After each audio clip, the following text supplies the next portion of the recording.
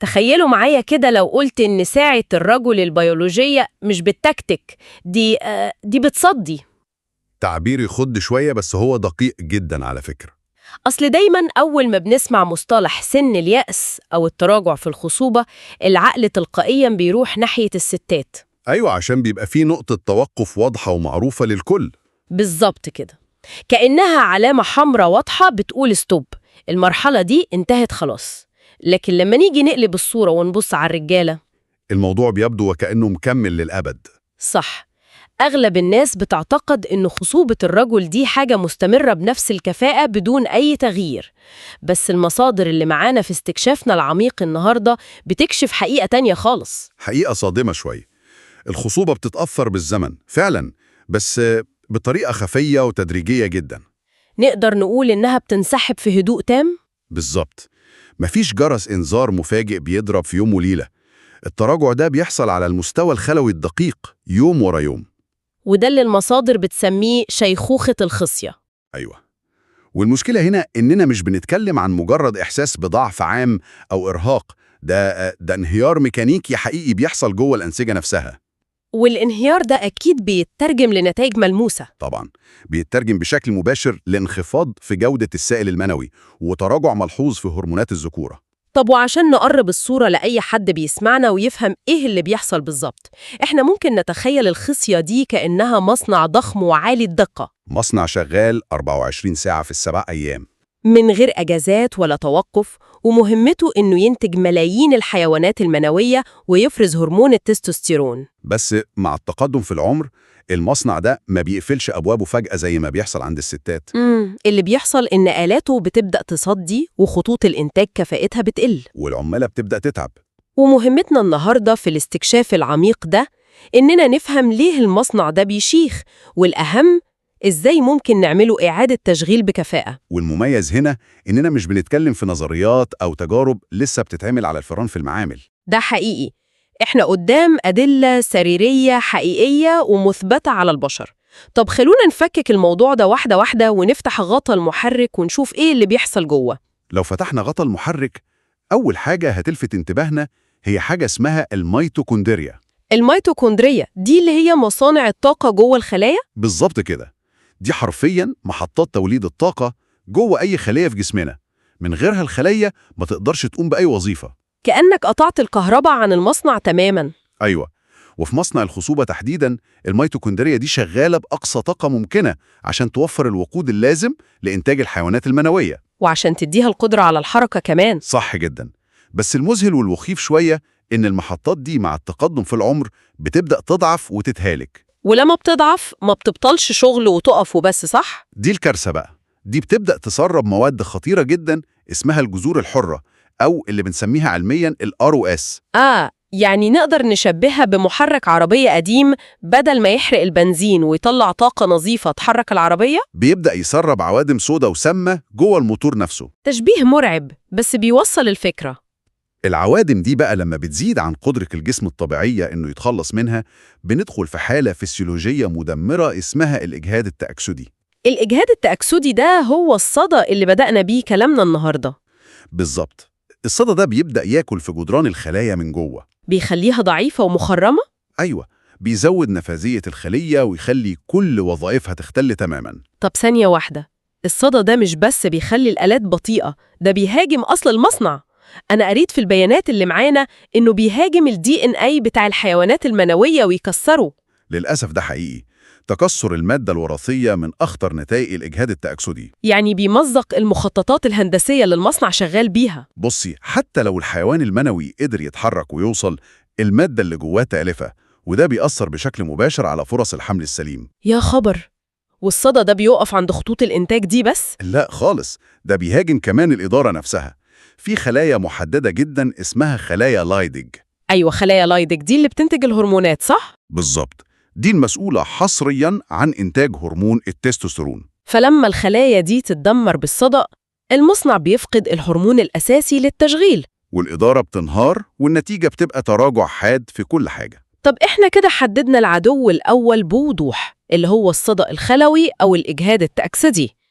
السؤال المنطقي دلوقتي، إزاي ننظف الصدأ ده؟ وإزاي نحمي جدران المصنع عشان ما ينهارش؟ المصادر هنا بتعرض ترسانة من مضادات الأكسدة، بس المميز إنها مش مجرد لستة فيتامينات بناخدها وخلاص. كل حاجة ليها دور ميكانيكي دقيق جدا ومدروس. لفت انتباهي ثنائي مهم قوي في المصادر، فيتامين إي وفيتامين سي. دول من أهم حراس المصنع. لو فكرنا في الحيوان المنوي، هو متغلف من بره بغشاء مليان أحماض دهنية، وده بيخليه فريسة سهلة جدا للصدأ. كأنه حتة حديد مكلوفة في الرطوبة. وهنا بقى بتظهر عبقرية الجسم في استخدام فيتامين إي. إشمعنى فيتامين إي تحديداً؟ الفيتامين ده مميز جدا لأنه من مضادات الأكسدة اللي بتدوب في الدهون. يعني بيقدر يندمج جوه الغشاء الدهني بتاع الحيوان المنوي نفسه؟ بالظبط كده. بيقف كدرع واقي أو حارس أمن على السور الخارجي للمصنع عشان يمنع أي هجوم. يمنع الجذور الحرة إنها تكسر الجدار. والمصادر مش بتخمن ده، دي بتأكده بتجارب سريرية مزدوجة التعمية. ودي من أقوى درجات الأدلة الطبية في العالم. أثبتت إن فيتامين إي بيحسن بشكل كبير وملحوظ جدا من حركة الحيوانات المنوية عند الرجال اللي بيعانوا من العقم. لأنه ببساطة حافظ على الغشاء الخارجي سليم وما تكسرش. طب لو فيتامين إي هو حارس الأمن اللي واقف على الجدار، أنا شايفة إن فيتامين سي بيلعب دور مكمل ليه. بس في منطقة تانية خالص، لأنه بيدوب في المية مش الدهون. أيوة، يعني فكرت فيها كأنه فرقة التنظيف اللي بتغسل البيئة والسوائل المحيطة بالخلايا. استنتاج سليم جدا. السائل المنوي نفسه بيحتاج يتنظف من السموم العايمة فيه. والدراسات أظهرت إن فيتامين سي بيعمل إيه بالظبط هنا؟ بيحسن العدد والحركة وحتى الشكل الخارجي للحيوانات المنوية. ده غير إن المستويات الجيدة منه مرتبطة بانخفاض معدلات تكسر DNA، خصوصاً عند الرجال الأكبر سناً. ممتاز جدا. يعني عندنا حارس على الجدار ومنظف للسوائل. بس في بطل ثالث في قصة مضادات الأكسدة دي. أيوة، اللي المصادر بتوصفه كأنه الجنرال أو المايسترو بتاع المنظومة كلها. مركب الجلوتاثيون. إيه اللي يخلي مركب ياخد الأهمية القصوى دي؟ لأنه مش جاي من بره، ده مضاد الأكسدة الرئيسي اللي الجسم نفسه بيصنعه جوه الخلايا. يعني لو الفيتامينات دي قوات دعم خارجية، فالجلوتاثيون ده هو جيش الدفاع الداخلي الأساسي. بالظبط. ووظيفته الأساسية والمحورية هي منع حالة طوارئ خطيرة جدا اسمها الموت الخلوي المعتمد على الحديد أو الفيروبتوزس. الموت المعتمد على الحديد؟ الاسم نفسه مرعب بصراحة. إيه علاقة الحديد بمصنع الخصوبة؟ بصي، المشكلة إن الإجهاد التأكسدي والالتهابات بتخلي الحديد يتراكم جوه أنسجة الخصية بشكل غير طبيعي. والحديد الزيادة سام أكيد. سام جدا، وبيعمل تفاعلات كيميائية بتفجر الخلايا من جوه. يا ساتر! وهنا بيجي دور الجلوتاثيون؟ أيوة، بيتدخل كجنرال محنك، بيحفز الجينات المضادة للأكسدة، بيمسك في الحديد السام ده ويمنع تراكمه عشان يعيد التوازن الطبيعي جوه المصنع ويحميه من الانهيار. طب خلونا نجمع الصورة دي كده. إحنا قدام نظام دفاعي ثلاثي الأبعاد. فيتامين إي بيحمي الجدار، وفيتامين سي بينظف السوائل، والجلوتاثيون بيمنع التسمم الداخلي بالحديد. خطة محكمة فعلا. بس لو فكرنا فيها بمنطق المصانع، تنظيف الصدأ لوحده مش كفاية. أكيد. يعني المصنع نضف والآلات بتلمع، بس الآلات دي مش هتشتغل من غير وقود. ولو المخططات الهندسية لسه ممزقة، مش هننتج حاجة سليمة. بالظبط. إحنا محتاجين ندخل في مرحلة إعادة تشغيل المحركات وترميم المادة الوراثية. الحماية بتوقف التدهور، لكن إعادة تشغيل دي قصة تانية، محتاجة طاقة ومواد خام لإصلاح. وأول مصدر لتوفير الطاقة دي في المصانع هو مركب الكارنيتين. المركب ده دكاترة الذكورة بيكتبوه كتير جدا بالمناسبة. المصادر بتشرح دوره بطريقة مبسطة كأنه عربية النقل اللي جوه الخلية. بياخد الأحماض الدهنية ويدخلها جوه الميتوكوندريا عشان تحترق وتتحول لطاقة حقيقية. هي دي الميكانيكا بتاعته حرفيا. ولما الميتوكوندريا يوصل لها الوقود وتنتج طاقة بكفاءة، النتيجة السريرية بتكون مذهلة. زي التجربة التداخلية اللي استمرت 3 شهور؟ أيوة، التجربة دي أثبتت إن مكملات الكارنيتين عملت تحسن كبير في تركيز الحيوانات المنوية وشكلها. والأهم من ده كله إنها حسنت من معدلات حدوث الحمل والولادة الحية. وده في النهاية هو الهدف الأساسي لأي علاج للخصوبة. طب وفي مركب تاني برضو لتوفير الطاقة وتنظيف الجذور الحرة، هو الكركمين. بس ثانية واحدة، ده مش الكركم اللي بنطبخ بيه في البيت صح؟ لا طبعا، احنا بنتكلم عن المستخلص الفعال بتركيزات طبية عالية. تمام. بيعمل ايه بقى الكركمين ده؟ بيشتغل كإشارة بتنشط مسارات طاقة معينة في الخلية، مسارات بتخلي الخلية تمسح الجذور الحرة وتنتج بروتينات تحمي الميتوكوندريا. يعني بيخليها تعيش أطول وتشتغل أحسن. طيب لحد هنا الكلام منطقي جدا ومفهوم، بس أنا بصراحة في حاجة في المصادر خلتني أقف مذهولة وأقول إزاي ده؟ حاجة إيه؟ الميلاتونين. كلنا عارفين إن الميلاتونين ده هرمون النوم. أيوة، الناس بتاخده عشان تظبط الساعة البيولوجية أو في السفر. بالظبط. اللي جاب هرمون النوم لمصنع محتاجين نشغله ونديله طاقة. إحنا كده بننيم العمال ولا بنصحيهم؟ دي من أكتر النقط اللي بتعمل صدمة للناس وحتى لبعض الباحثين في البداية على فكرة. طب إزاي بيشتغل؟ الميلاتونين في عالم الذكورة والخصية مش مجرد منوم خالص، ده بيشتغل كأنه حارس ليلي بيستهدف الميتوكوندريا بشكل مباشر. حارس ليلي بيعمل إيه؟ دوره إنه يحميها ويحفز إنتاج إنزيمات حامية قوية جداً، وتحديداً إنزيم نقدر نعتبره طفاية حريق خلوية بيمحي الجذور الحرة تماماً. عشان كده المصادر جابت التجربة الغريبة دي. جابوا 52 راجل أعمارهم بين 20 و40 سنة، يعني في قمة الشباب والخصوبة. وحطوا الحيوانات المنوية في بيئة فيها ميلاتونين. النتيجة ما كانتش إن الحيوانات المنوية نامت أو حركتها قلت، بالعكس تماماً، حصل تحسن كبير في الحركة التقدمية السريعة. والانخفاض ملحوظ في أعداد الحيوانات الميتة أو الثابتة. ده معناه إنه بيصحيهم وبيشغلهم. بالظبط كده، هو مش بينيمهم، هو بيطفي الحرايق اللي جوه مراكز الطاقة بتاعتهم عشان يقدروا يتحركوا بكفاءة. واو، ميكانيكا مبهشة. ولو ربطنا النقطة دي بالصورة الأكبر هنلاقي إن حماية الميتوكوندريا وإنتاج الطاقة لازم يتزامن مع خطوة أخيرة ومهمة جدا، اللي هي صيانة ال DNA، صح؟ أيوة، وهنا بيظهر مركب مهم جدا وهو ال NMN.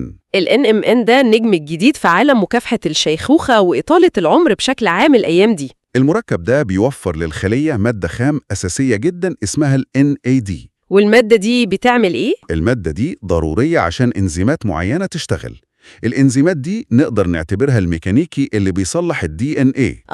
فهماك. يعني الميكانيكي ده بياخد ال NAD ويروح يرمم أي كسور حصلت في المادة الوراثية. بالظبط، والدراسات أظهرت إن العملية دي مش بس بتصلح ال DNA، دي بترجع للخصية شكلها الهيكلي السليم. وبيحسن قدرة الخلايا على إنتاج الطاقة. يعني نقدر نقول صيانة شاملة وواسعة النطاق للمصنع. صيانة متكاملة. عظيم جدا. إحنا كده نظفنا الصدأ بالفيتامينات، وفرنا وقود بالكارنيتين، وعملنا صيانة للمخططات والآلات بالNMN. خطوات ممتازة. بس خلينا نكون واقعيين. في بعض الحالات المصنع بيكون في حالة توقف شبه تام. التراجع بيكون شديد جدا فعلا، لدرجة إن الإصلاحات دي مش جايبة نتيجة سريعة. المصادر بتتكلم هنا عن تدخلات متقدمة زي العلاج الهرموني المزدوج. هنا بقى بنضطر نلجأ للإدارة العليا للجسم، اللي هو الدماغ. بالظبط. في الحالات المتقدمة اللي إنتاج المصنع فيها بيتراجع بشكل كبير جدا، التدخل بمضادات الأكسدة لوحده بيكون عامل زي ما تكوني بتنظفي مصنع أصلا ما فيهوش عمال. تمام. فهنا الطبيب بيتدخل إزاي؟ بيحتاج يبعت إشارات تشغيل قوية من الدماغ للمصنع مباشرة باستخدام هرمونات زي ال FSH وال LH. يعني الهرمونات دي كأنها أوامر مباشرة من الإدارة العليا بتقول شغلوا خطوط الإنتاج فوراً وزودوا التستوستيرون. الإشارات دي بتحسن البيئة الدقيقة المسؤولة عن إنتاج الحيوانات المنوية، وفي نفس الوقت بتحفز خلايا ليدج عشان ترجع تنتج التستوستيرون بكفاءة. وده بيعكس جزء كبير من الخلل الوظيفي المرتبط بتقدم العمر. طب أنا متأكدة إن أي حد مهتم بالموضوع وبيسمعنا دلوقتي سؤاله الأول هيكون إيه الجرعة؟ أخد كام ملي جرام بكرة الصبح؟ بالظبط. آخد من الكارنيتين على كام من الفيتامينات عشان يرجع مصنعي جديد؟ بس المصادر هنا حاطة تحذير طبي صارم جدا وبيقلب الفكرة دي تماما. التحذير ده في منتهى الأهمية، لأنه بيعالج ثقافة الاستهلاك الدوائي العشوائي اللي انتشرت جدا. يعني مفيش حاجة اسمها الجرعة السحرية الموحدة؟ مفيش مقاس واحد يناسب كل البشر. تحديد الجرعات سواء هرمونات أو حتى مضادات أكسدة لازم يعتمد بشكل كلي على تحاليل دقيقة. تحاليل للسائل المنوي ومستوى الهرمونات في الدم ودرجة الإجهاد التأكسدي عند الشخص نفسه. الموضوع محتاج طبيب يفصل الجرعة على مقاس كل حالة بشكل فردي. طب يعني فكرة إن الفيتامينات لو ما نفعتش مش هتضر، دي فكرة غلط؟ الإفراط في المكملات دي بدون إشراف ممكن يضر أصلاً؟ ممكن يؤدي لنتائج كارثية وعكسية تماماً. يا خبر! إزاي؟ الزيادة في مضادات الإكسدة عن الحد الطبيعي اللي الجسم محتاجه ممكن تلغي إشارات حيوية تانية الخلايا محتاجاها عشان تشتغل. الجسم بيعتمد على توازن دقيق جداً. وأي جرعة عشوائية بتدمر التوازن ده. طب ده بياخدنا لنقطة تانية مرعبة بصراحة في المصادر. بمناسبة الاستهلاك العشوائي للأدوية، المصادر كشفت عن صديق كاذب موجود تقريباً في جيب أو شنطة كل واحد فينا. الإيبوبروفين؟ أيوة، أنا جالي ذهول حقيقي لما قريتها. مسكن الألم العادي جداً اللي كلنا بناخده لأي صداع أو وجع عضلات أو حتى إرهاق. دي مشكلة كبيرة فعلاً. هل معقولة مسكن عادي بيتباع في الصيدليات بدون روشتة يدمر الخصوبة بالشكل ده؟ للأسف الشديد الإجابة هي نعم. ناس كتير جداً بتلجأ لمسكنات الألم دي بجرعات عالية ولمدة طويلة عشان يقدروا يكملوا الشغل أو تمرين. بدون ما يدركوا تأثيرها المدمر على مصنع الذكورة. الإيبوبروفين مش بيسكن الألم وبس، ده بيثبط إنزيمات معينة جوه الجسم. وده بيخلي الخلايا تفقد قدرتها على التعبير عن الجينات المسؤولة عن تصنيع التستوستيرون. بالظبط كده. تفاصيل الدراسة دي بالذات لازم نتوقف عندها ثانية. هم جابوا متطوعين أصحاء شباب في عز شبابهم وخصوبتهم، أعمارهم بين 18 و 35 سنة، وادوهم 1200 ملي جرام من الإيبوبروفين يومياً لمدة 6 أسابيع فقط. 6 أسابيع بس؟ النتيجة إن المصادر بتقول إن الشباب دول دخلوا في حالة طبية اسمها قصور الغدد التناسلية التعويضي. وده مصطلح خطير على فكرة. أنا حاولت أفهم المصطلح ده. هل معناه إن الدماغ بيصرخ للخصية ويقول لها طلعي تستوستيرون بس الخصية مش قادرة تستجيب؟ انت شرحتيها بمنتهى الدقة. الدماغ بيحس ان التستوستيرون قل جدا بسبب الإيبوبروفين، فبيفرز هرمون ال LH بكميات كبيرة جدا كإشارة استغاثة للمصنع. اشتغل. بس المصنع اللي هو الخصية مقفول كيميائيا بسبب المسكن وما بيردش. وده بيعمل حالة إجهاد رهيبة للمنظومة كلها وانخفاض ملحوظ في الهرمون الفعلي. الرسالة هنا واضحة وصارمة. مسكنات الآلام مش بونبوني. الإسراف فيها عشان نداري أي إرهاق أو ألم بيضرب جهاز الخصوبة في مقتل. طب بما إن الأدوية محتاجة طبيب يحددها والمسكنات العشوائية طلعت فخ خطير بيدمرنا من غير ما نحس، إيه اللي في إيدينا نعمله كل يوم؟ روشتة الحياة اليومية. أيوة، إزاي نحمي المصنع ده من الخارج ونحافظ على كفاءته؟ أول وأهم خطوة واللي الناس بتستبسطها كتير هي طبق الأكل بتاعك. النظام الغذائي هو صيدليتك الأولى. يعني الأكل بيفرق لدرجة إنه بيحمي الخلايا؟ الأبحاث بتؤكد إن الأكل الغني بالزنك، الأوميجا 3 ومضادات الأكسدة الطبيعية بيلعب دور حاسم. الزنك مثلاً ده حجر الأساس في تصنيع التستوستيرون. والأوميجا 3 بتدخل في بناء الغشاء الدهني للحيوان المنوي اللي اتكلمنا عنه في الأول. ده دعم مباشر ومستمر للمصنع. جميل جداً، أكل صحي وفهمنا سببه الميكانيكي. بس نيجي بقى لأسطورة الرياضة، وهنا أنا محتاجة أقف معاك وقفة. الرياضة دي فيها لغط كتير. الجميع من دكاترة لمدربين لمؤثرين على السوشيال ميديا بيقولوا العب رياضة أكتر، شيل أوزان أتقل، اجهد نفسك عشان تبقى بصحة أفضل وتزود هرمونات الذكورة. كلام سليم لحد نقطة معينة. بس المصادر اللي قريناها النهاردة بتقول احذر. ليه التحذير ده عكس التيار السائد تماماً؟ بصي، السر هنا في المنحنى البياني للرياضة. هو مش خط مستقيم طالع لفوق طول الوقت، هو بياخد شكل حرف يو مقلوب. يعني إيه يو مقلوب في الرياضة؟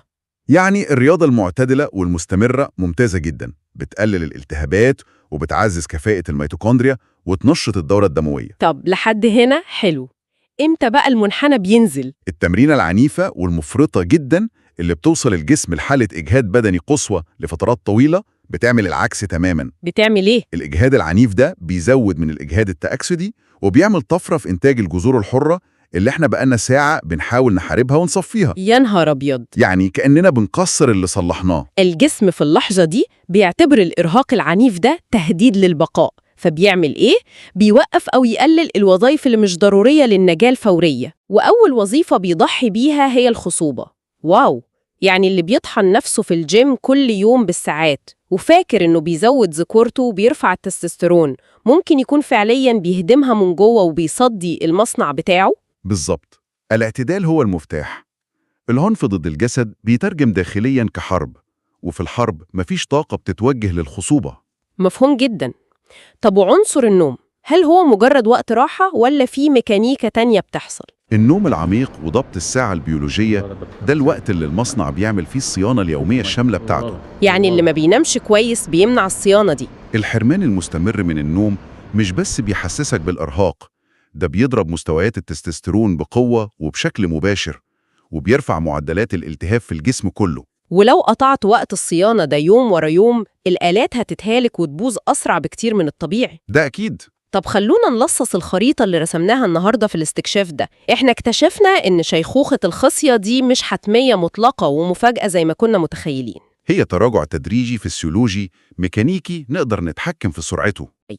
احنا فهمنا إزاي الميتوكوندريا بتسرب عوادم وصدأ خلوي، وعرفنا ازاي ننظفه بمضادات أكسدة ذكية زي فيتامينات E و C والجلوتاثيون اللي بيحمي من التسمم الداخلي. وعرفنا إزاي نعيد الطاقة بالكارنيتين ونصون مخططات DNA بمادة زي ال NMN. والأهم من ده كله، عرفنا إن العادات اليومية زي الاعتدال في الرياضة، تجنب المسكنات العشوائية والنوم العميق بتفرق جدا. هي فعلا منظومة متكاملة. وقبل ما نختم رحلتنا في الغوص جوه المصادر دي، في فكرة وقفت عندها وبتفرض نفسها بقوة لو ربطنا كل الخيوط دي ببعض.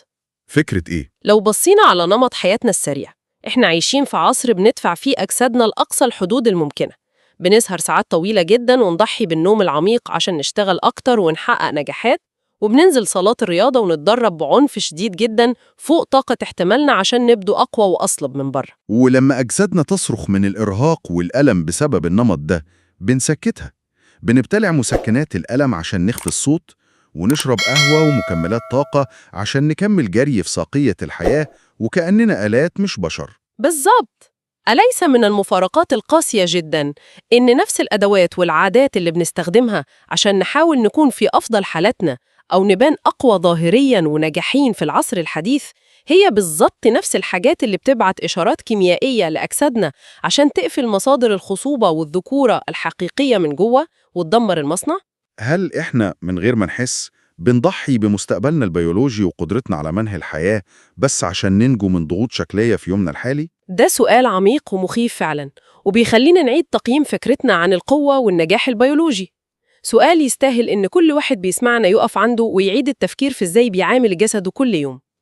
شكراً ليكم جداً على مرافقتنا في الاستكشاف العميق ده، ونتمنى دايماً صحتكم تكون في أفضل حال.